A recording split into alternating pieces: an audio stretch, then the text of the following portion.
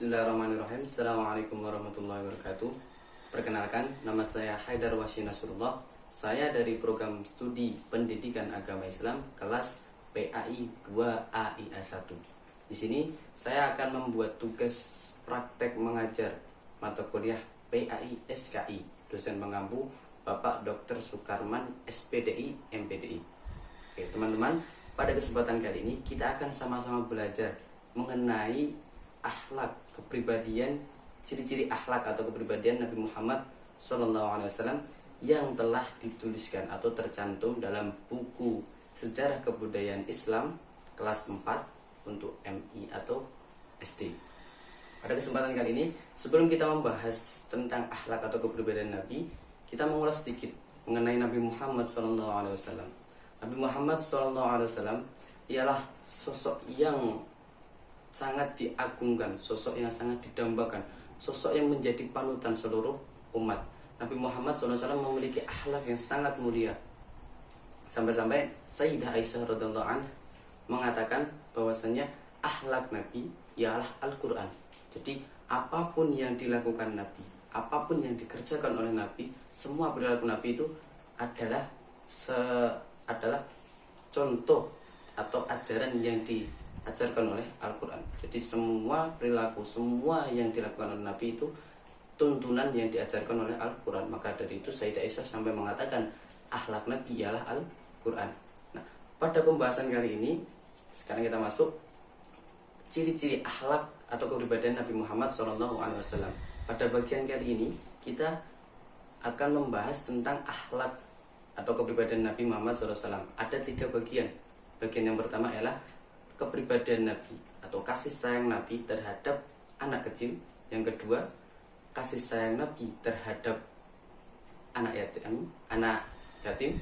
Yang ketiga, kepribadian Nabi atau kasih sayang Nabi terhadap janda dan orang yang sakit. Jadi ada 3 bagian. Kasih sayang Nabi terhadap anak kecil, kasih sayang Nabi terhadap anak yatim. Yang ketiga, kasih sayang Nabi terhadap janda dan orang yang sakit. Kita masuki ke bagian pertama. Bagian pertama ialah kasih sayang Nabi terhadap anak kecil. Jadi Nabi SAW, Nabi Muhammad SAW telah memberikan contoh, telah memberikan gambaran kepada kita bahwasanya kita harus bersikap lemah lembut, mempunyai rasa kasih sayang terhadap anak kecil. Nabi Muhammad SAW telah memberikan contoh dalam suatu kisah. Suatu saat ketika Said Hasan Hussein, cucu dari baginda Nabi Muhammad SAW atau putra Sayyidina Ali, Said Hasan Hussein ini membawa seekor anjing ke dalam kamarnya untuk diajak bermain. Jadi yang dibawa oleh Said Hasan Hussein ini bukan seekor kambing, bukan seekor sapi ataupun kerbau, tapi anjing yang dibawa ke kamarnya. Jadi Said Hasan Hussein bermain dengan anjing di dalam kamarnya. Ada anjing dibawa ke kamarnya, diajak bermain.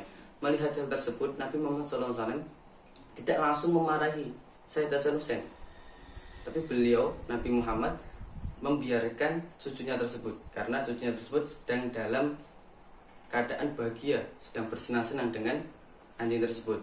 Nah, jadi dalam kisah ini Nabi memberikan contoh atau gambaran kepada kita bahwasanya kita harus memiliki rasa kasih sayang terhadap anak kecil. Terus bagian yang kedua ialah kasih sayang terhadap anak yatim.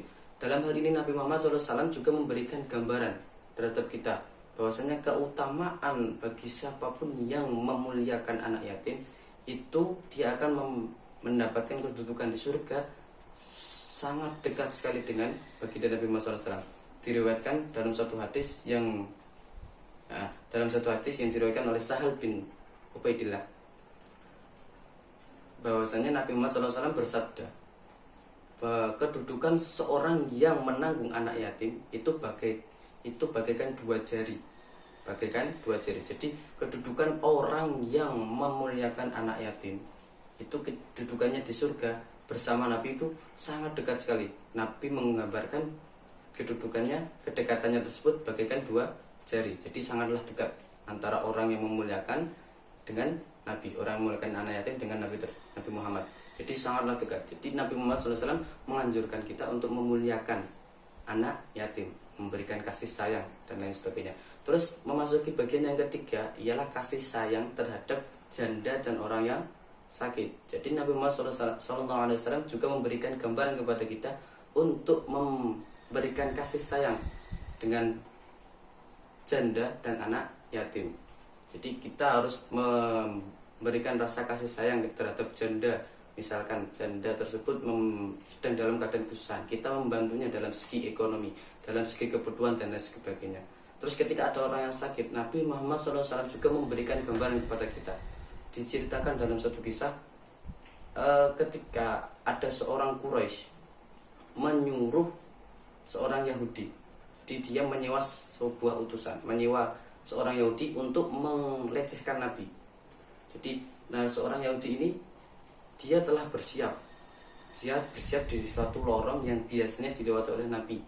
Ketika Nabi berjalan menuju Ka'bah, orang Yahudi ini selalu menunggu Nabi. Ketika Nabi telah lewat dalam lorong tersebut, seorang Yahudi ini memanggil Nabi. Kemudian Nabi menghampirinya, lalu seorang Yahudi ini meludahi Nabi, dan itu dilakukan secara berulang-ulang kali. Jadi seorang Yahudi tadi memanggil Nabi kemudian meludahinya. Itu dilakukan secara berulang-ulang kali. Dalam hati Nabi itu tidak ada rasa benci ataupun dendam sedikit pun. Nabi tidak memiliki rasa dendam ataupun benci sedikit pun. Jadi Nabi tetap biasa saja. Nah, itulah akhlak yang ditunjukkan Nabi. Kemudian pada suatu saat Nabi merasakan kesunyian ketika melewat lorong tersebut. Jadi ketika melewat lorong tersebut, Nabi merasakan kesunyian. Tidak ada seorang yang memanggilnya lagi, tidak ada seseorang yang meludahinya lagi. Kemudian Nabi merasa ada yang janggal. Kemudian Nabi bertanya kepada penduduk setempat. Ternyata benar, ketika setelah Nabi menanyakan kepada penduduk setempat, seorang Yahudi tersebut sedang sakit. Kemudian mendengar hal tersebut, Nabi Muhammad SAW langsung bergegas pergi ke pasar untuk membeli makanan, kemudian dibawa untuk diberikan kepada seorang Yahudi yang sakit tersebut. Ketika Nabi Muhammad SAW telah sampai di depan pintu seorang Yahudi yang sakit itu, Nabi mengetok pintunya. Kemudian seorang Yahudi tadi membukakan pintu. Alangkah terkejutnya seorang Yahudi tadi, dia langsung spontan berkata kepada Nabi, "Apa yang engkau lakukan di sini?" Kemudian Nabi menjawab, "Aku di sini ingin menjengukmu karena aku merasakan kejanggalan ketika aku melewati lorong, gak ada seorang yang memanggilku, gak ada seorang yang meludahiku lagi.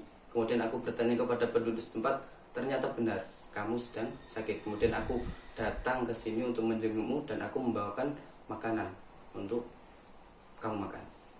Mendengar hal tersebut, seorang Yahudi tersebut langsung meneteskan air matanya.